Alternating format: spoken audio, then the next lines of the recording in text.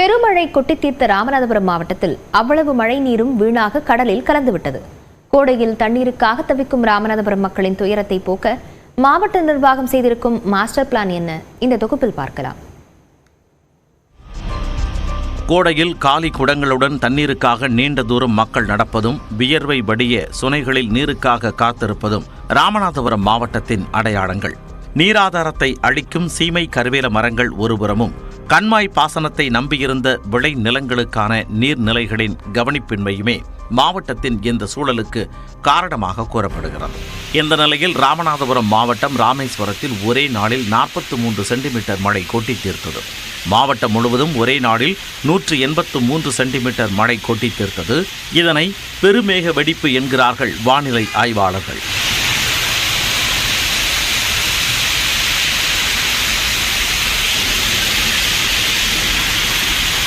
மேகம் வெடித்து வாரி வழங்கிய தண்ணீரை 4900 நீர்நிலைகள் கொண்ட ராமநாதபுரம் கடலுக்கு கொடுத்துவிட்டது. இவ்வாறாக மழைநீர் வீணாக கடலில் கலப்பதால் நீராதாரம் அழியும் என்கிறார் நீர்நிலை ஆர்வலர். தண்ணீர் பல வெளி மாவட்டங்களில் இருக்கிற மாதிரி சேமிப்பு நிலையங்கள் இங்கே இல்லாதது ஒரு மிகப்பெரிய குறை. இதை அரசாங்கம் இந்த மழை காலங்களில் பெய்கிற மழையை சேமிக்கிறதுக்குரிய வழியில் ஏரியை ஏற்படுத்தலாம். ஏதாவது ஒரு ப்ராஜெக்ட் பண்ணி அந்த காலத்தில் மன்னர்கள் ஏற்படுத்தின மாதிரி ஏதாவது ஏரி குளங்களை அரசாங்கமே உருவாக்குனாங்கன்னா மக்களுக்கு இப்போ கோடை காலங்களில் பயன்படும். நகராட்சியால் குழாய் மூலம் வழங்கப்படும் குடிநீர் குடிக்க தகுதியற்ற நிலையில் உப்பு சுவையுடன் இருப்பதால் வேறு வழியின்றி குடம் 10 ரூபாய்க்கு வாங்கி குடிப்பதாக கூறுகின்றனர் இங்குள்ள மக்கள். பைப்பு தண்ணி வச்சு பணங்கிறதுக்கு சோறாக்க வண்டி தண்ணி மட்டும் குடிக்கிறதுக்கு வச்சுக்கிறோம். இது தண்ணி உப்பு தண்ணியா இருக்கனால வண்டி தண்ணி குடிக்கிறது 10 ரூபா கொடுத்தாங்க.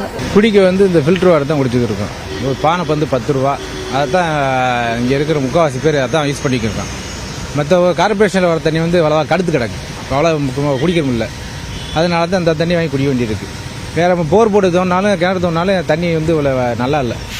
ஒருபுறம் மழை காலங்களில் கனமழை, மற்றொரு பக்கம் வறட்சி என இரட்டை தாக்குதலை எதிர்கொள்ளும் ராமநாதபுரத்தில் தண்ணீர் வீணாக கடலில் கலப்பதை தடுக்க விரிவான அறிக்கை தயாரிக்கப்பட்டு வருவதாக கூறுகிறார் மாவட்ட ஆட்சியர் Simranjit Singh Kahlon. Long term plan நம்மளோட என்னென்ன டேங்க்ஸ் இருக்குது, நம்மளோட யங்ஸ்டர்ஸ் எல்லா சிஸ்டம் செட் பண்ணி வச்சுருக்காங்க.